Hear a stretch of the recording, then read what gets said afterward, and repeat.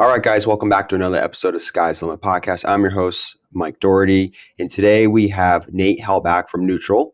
Neutral is a multifamily real estate company and developer focused on sustainability and the well-being of its residents. It was founded by Nate and Matt, his partner, in January 2020, and they're headquartered in Madison, Wisconsin, with an additional office in San Jose, California. They've done some pretty incredible stuff. As far as syndication's concerned and raising private capital. And with that, we'll get started. Nate, welcome. Thank you for hopping on the podcast here. Thanks for having me. Yeah, so obviously you guys are doing some pretty big stuff. You don't start out by syndicating, so I'd love to hear your story about how you got started. Did you grow up in Wisconsin? What was your first job like, and how did you transition into real estate development? Yeah, for sure.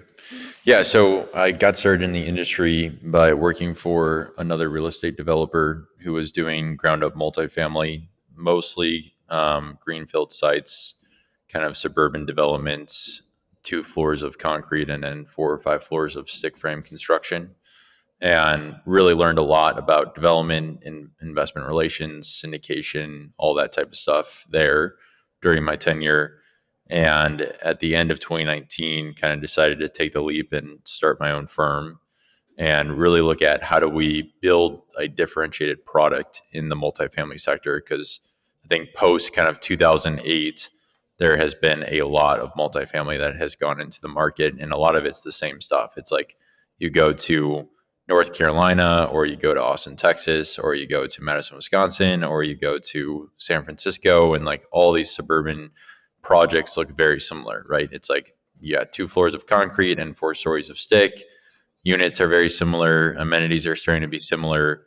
And it's like at some point, everyone's just kind of racing towards the bottom of this kind of commoditized multifamily environment that we've been working in the last 15, 20 years. And so the idea was, how do we look at multifamily more through the lens of this lifestyle atmosphere that people actually want to live in instead of go out to the suburbs and buy a home?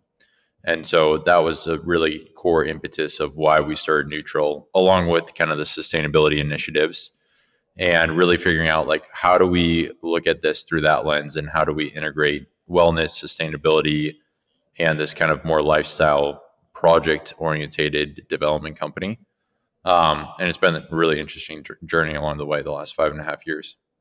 Nice. And now are you guys primarily investing in just Wisconsin, or are you going to other parts of the country where you see opportunity? Yeah, right now we're building the business model in Madison, Milwaukee. And then the plan is to kind of take that business model and expand it throughout the Midwest and West Coast. We did just partner up with a family down in Fayetteville, Arkansas, which I call Walmart land because it's like Fayetteville, Bentonville, Rogers. And so that's the first market we're kind of expanding out into outside of Wisconsin. But our goal is just to expand throughout the Midwest and West Coast over the next 5 to 10 years. But really what we're trying to do is build the business model, build the business case here in Madison, which is a great market, and Milwaukee, and then take that and duplicate the same thing over and over again. Yeah. So are you buying existing, 100 unit, 50 unit complexes, or are you doing ground up construction as well? Yeah, no, everything is brownfield, so really kind of urban cores, tearing down old. Here in Madison, we had an old bakery that we tore down half of it, and the city made us keep the other half. In Milwaukee, where we have a big project, tore down an old flour distribution hub right downtown Milwaukee. And so most of everything we're doing is in downtown cores, and we're usually tearing down 2, 3 stories and then putting up. In Madison, it's a 14 story. In Milwaukee, it's a 31 story. We have another project in Madison that's 4 stories. And so the thesis around this is really, how do we look at this of a new development and not building the same commoditized multifamily product that everyone else is building? And you can't really do that by buying existing. It's like the way we want to do this is completely different than any existing product. And so we feel like we have to do ground up multifamily. Yeah, that's really interesting. So you are raising capital from investors that might, listen to this podcast, and then you are offering them some sort of return. What kind of return does that look like for your investors? Yeah, so we have two options. One is a more fixed income product on the debt side, and that's anywhere between 10 and 12%. So depending on the threshold that you invest, if you invest less than 250,000, it's 10%. If you invest more, then it's 12%. And those are quarterly interest payments. And then we have an equity side, which obviously the returns are more variable on that side. Those are typically kind of 5 to 10 year holds, and our equity is right around a 15 to 20% IRR that we target. One thing is on the equity side is we really think with the assets we're building, they're kind of pension fund industrial grade, institutional grade assets. And so we think that with our current exit strategy that we might be able to exceed those returns, but the goal is just kind of right be in line between that 15 and 20% IRR. And then hopefully as we go into the next 5 to 10 years that we see some cap rate compression, interest rates come down, and that we can actually increase those return metrics. Yeah. So when you're analyzing deals to buy, maybe you have your own internal marketing or you partner with different brokers in Wisconsin. Um, are you targeting a certain cap rate when you're entering that deal? And then obviously when you go to sell it, it'll be stabilized, a new building, performing asset. What is the cap rate that you're buying it at, and what is the cap rate you're exiting it at, just for the listener's perspective in that area? Yeah. So with ground up development, you of course have really no cap rate that you're buying it at because there's no income on the property to Right. cap. So the way we view it is through this metric called untrended return on cost or untrended yield on cost. And what that is essentially looking at is what is your total project cost projected to be, right? Because we can look at what is land value, what is all the hard costs, what's the soft cost, and what's our carry cost. And then look at for our first year of stabilized revenue, so basically 95% occupancy, what does the NOI look like? And then from there, we can back into our cap rate because we just take the NOI divided by the budgeted cost, and that gets to our untrended yield on cost, which is the same metric as cap, right? It's just looking at what is your total income distribution from the project on an NOI basis and what's the total cost of the project. So we take that, and usually we're targeting right around 6 to 650, so 6% to 6.5%. And then we try to have about 100 to 150 basis point spread between that going in untrended return on cost and the exit cap rate that we're assuming in year 5 or 10. And what that's giving us is kind of enough wiggle room and enough spread there for us to be able to have some cap rate expansion if that's the case over the next 5 to 10 years. Or if there's cap rate compression, then it just is going to increase returns. But it's really based on that going in untrended return on cost metric. That's kind of our North Star. And then obviously trying to triangulate what the cap rate is in 5 to 10 years from now is somewhat difficult. And so obviously a lot of the return is based on that cap rate. But that's why we're assuming kind of just a typical 100 to 150 basis point spread, depending on the market. And then from there, that gives us kind of our range of IRR between 15 and 20%. Wow. And now, do you have a team, other than yourself and your partner, that is kind of like chief investment officer, or what's the structure of Neutral? Yeah, so we have 30 employees, and Oh, we wow. have Yeah. um, a great CFO that came over from the Google real estate team. And then we have a chief product officer who came over from Foster and Partners, which is a large kind of world-renowned architecture firm. And then we have a chief construction officer that does all of our contracting side of things, who used to own a big GC here in Wisconsin. And then, of course, we have a whole team of people underneath them that run the company with us. Um, but we also have several subsidiaries. So one of them is an architectural practice where we do a lot of our own internal architecture. We have our own contracting arm for our bigger projects. We just do owner's rep. And then for our smaller projects, we're the GC on that. We have a little carpentry business where we do some specialty carpentry. Actually, the slat wall behind you I see is similar to what we do. We do a bunch of like slat walls. You can probably see the slat ceiling in my background Yep. that we've done. We do some kind of specialty kitchen fit outs and things of that nature. And then we have our whole technology arm. And one of the things that we've built out really based on Matt's initiative coming from the technology world is a investor portal because we really did not enjoy using AppFolio or Juniper Square just because they're somewhat antiquated and they don't integrate with your financial model at all or accounting system. So we've built out our very robust financial and investor portal that you can log into our website and see it. But then there's a whole back end that our accounting and finance team run. Yeah, it's a hell of an operation. Congratulations. That's amazing. Um, do you guys self-manage all of your assets? Do you hire third-party property managers, or is that like part of the 30-person employee? You have a property management division. Yeah, no, we don't have a property management division Don't, right right? now. Yeah, we use Hines, which I'm sure you're familiar with. Hines is probably one of the largest developers of office. They own a bunch of multifamily, about 16,000 units. And so they do our property management through a third party agreement. And they charge, I think a relatively fair fee of 2.25% on effective gross income. Oh, okay. Wow. Yeah, that's really good. Obviously, that rent roll is a lot larger. But yeah, that's really. It's almost like, always we talk. I talk about this a lot with people. It's, can you do it cheaper yourself and hire the internal people to do it cheaper than that, or do you outsource it to a company like that where that's all they do, right? They're professionals at it, and it's something that you can take off your plate. Have you ever given that any thought? I have given a lot of thought. Right now, we only have 580 units. And so, one of the things that I learned from the developer I was previously working for and during my tenure there is he did his own internal property management in house. And he had about 2,500 units by the time I left. And the property management division was just barely breaking even at that point.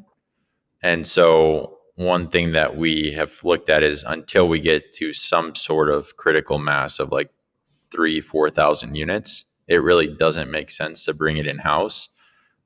Purely because there's a lot of things that you actually can't charge back to the properties, right? And so, like, yes, Heinz is charging us 2.25%, but they're also doing all the large corporate accounting for the project. They have regional managers, they have national managers that are helping manage. They have this whole network of software that they're using. And so it's like all those costs, if you have 15 or 16,000 units, become much, much less on a per unit basis if you have, 500 or 1,000. So Right. until we get to some critical mass, it really doesn't make sense for us to bring property management in house. Yeah. And are you guys utilizing any tax strategies like cost segregation or bonus depreciation on these? Once you stabilize the buildings. Yeah, we actually have a lot of great tax strategies. So, because we're kind of really pushing the envelope on some of the sustainability initiatives, one of our buildings is Living Building Challenge certified, another is Passive House certified, another is LEED certified. And so those are giving us access to some of the tax benefits that came out in the last administration in the Inflation Reduction Act, which fortunately, uh, one of them was kept even in this new bill that came out.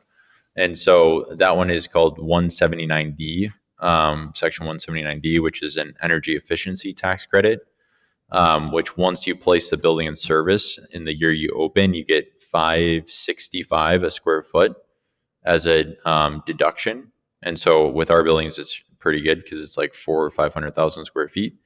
So that's one we're tapping into. Another we're tapping into is we use geothermal systems on a lot of our buildings. And so with the geothermal under Section 48, which is part of the energy efficiency section of the tax code, you get 30% back of the whole system.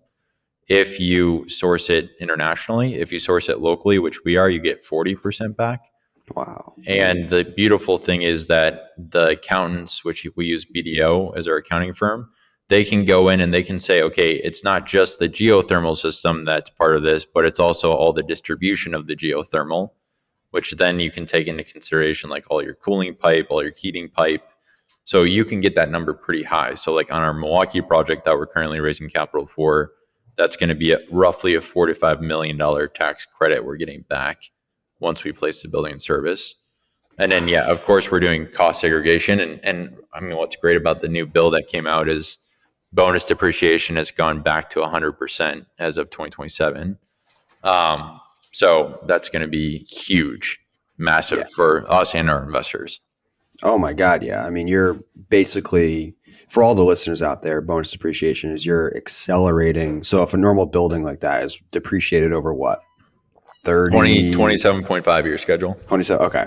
27.5. You're basically, if at the end of 27.5 years, you would have depreciated the full building, you're taking that entire depreciation and getting it all in 1 year, right? Essentially. So, or do you have any Not the entire amount. So you can, what BDO does is there are certain elements of the building that you can put on accelerated schedules. So it's like there's a 5 year schedule, a 7 year right. schedule, a 15 year schedule, and then a 27.5 year schedule.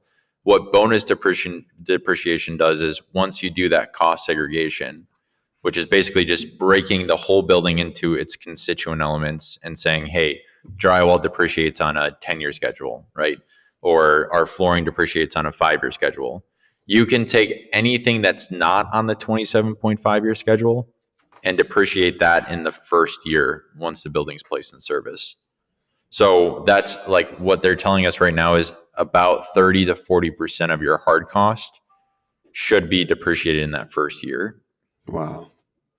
Wow. And are you guys, between all the tax credits and the bonus depreciation, are you guys analyzing an opportunity? Like, are you baking in those credits when you're analyzing a deal, or are you analyzing like with the assumption that you're not going to get any of these, and if the deal pencils out, you'll still move forward, and these are just added benefits?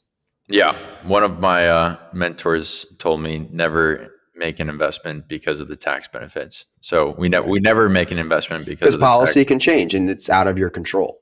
Yeah, like if you just take this project we have in Milwaukee during the course of just the underwriting and financing period, we've had two presidents and we've had two policy changes. Right. And so it's like we can't make decisions around that. It's just a really nice added value once we actually do get it. And it's, I mean, cost segregation has been around for a long time. It's like you get that on any project that you invest in. So whether you're investing with us or you're investing in another ground up developer, pretty much everyone's going to do cost segregation. The only difference with us is you're getting some of these other sustainability benefits. But again, it's like investors should not be investing because of tax benefits. Right. Yeah. Um, No, that's really smart. I like that a lot. Now, outside of real estate, tell me a little bit about what you like to do. How do you start your day? What does a typical day look like for you? Do you have a family? Just learn a little bit more about Nate. Yeah. My wife and I, we have two kids, two boys. Nice. And so lately it's been started in the last few mornings with a crying baby because we have an 8 week old. Oh wow! But Congrats. thank you.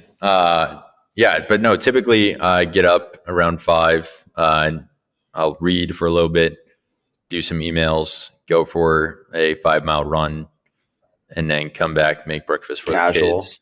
casual Casual. 5 mile run. I just started that actually this summer and it's been really nice. It's like the first few weeks was terrible because your calves hurt and like everything hurts.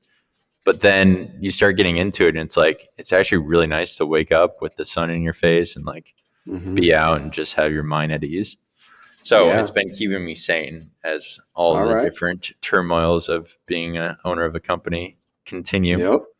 But then I Yeah. go to work. Then I come home, make dinner for the kids and the wife, hang out with the wife for a little bit, and then go to bed. Do it Nice. all over again. Awesome. So you're the chef of the family. I am the chef of the family right now. Yeah. My That's wife, awesome. it was one of the considerations of having kids, I think, was she'll That's bear fair. bear the burden of bearing kids and I'll bear the burden of being chef. That's fair. It's a fair trade off, I'd say. Any any books you'd like to recommend to the listeners? How maybe or other podcasts you listen to that kind of help propel to get you where you're at now? Any words of wisdom? I really enjoy listening to it's called The Memo by Howard Marks. I think he's got a Oh, I've heard really that.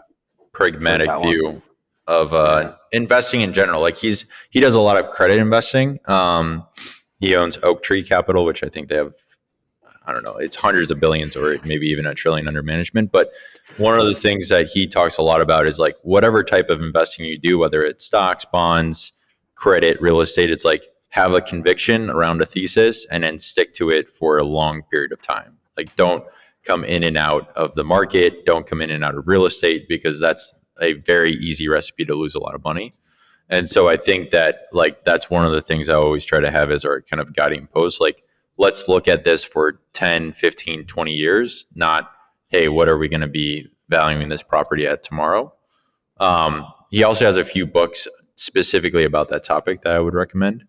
And then the other book I've been reading, which I really enjoy, is called um, the man. It's the subtitle is Small is Beautiful. But now I'm forgetting what the author's name was called.